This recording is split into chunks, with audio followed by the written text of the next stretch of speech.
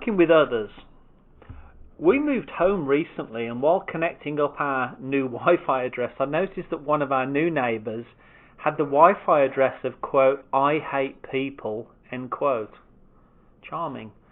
I don't know whether this was some sort of sick joke and they really are a people person, or no, they really do hate people.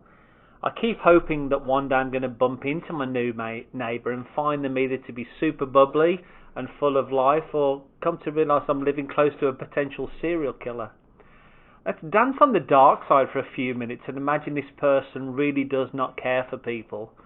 I wonder what kind of spouse they are if they're married. I wonder what kind of parent they are if they have children. I wonder whether this person honours their parents. I wonder what kind of sibling they are if they have siblings themselves. Extrapolating this mindset into the workplace, I wonder what kind of employee they'd be. If they really do hate people, I can't imagine you'd enjoy working with them. I wonder what kind of service this person provides to their customers. If you really do hate people, you won't want to be serving them. What about if my new neighbour is a supervisor of others at work? Can you imagine working for someone who deep down hates you? There's an old phrase, money makes the world go round, and I think that should really be changed to people make the world go round.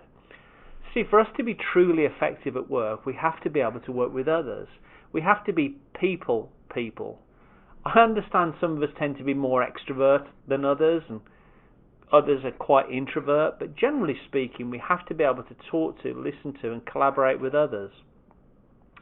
I remember my mum and dad telling me as a young man about to embark on the world of commerce and business that really life is no more complicated than people working with others, called colleagues and vendors, to serve other people, called customers. And they said that money is just the fruit that falls from the tree when we do it well. That's always stuck with me. You know, I'm no psychologist, I'm a recovering accountant, but I think I understand enough about the human brain to realise the way we think drives our behaviours. There's a proverb which states the way we think in our heart dictates the way we are. For someone to proclaim, quote, "I hate people," end quote, that's a behaviour, because behaviours are what we say, do or don't do. Our behaviour comes from how we think. If someone thinks, "I hate people," it's likely to come out in their behaviour. But according to that same proverb, the way we think comes from what's in our heart. So my new neighbour really has a heart condition. I hope this person has a heart transplant this year. In fact, I hope anyone who seems to hate people at work has a heart transplant this year.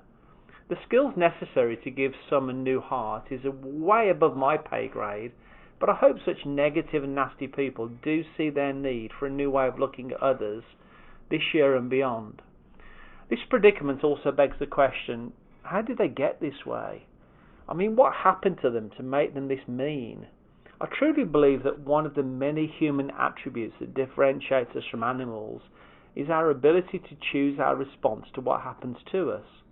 You know, whereas the fox will take the chickens and the dog will chase the cat, we have each been created with the free will to choose our response to what happens to us. We are response-able, you could say. We can choose to respond based on principles such as love and grace, while we exhibit self-control rather than metaphorically biting and devouring each other. Becoming bitter and angry to the point of hating people is really like drinking a bottle of poison and expecting the other person to fall down dead. Let's continue to choose our response to people even better this year and beyond, and be reminded that we have to work effectively with our colleagues and vendors to serve our customers, just like Mum and Dad said.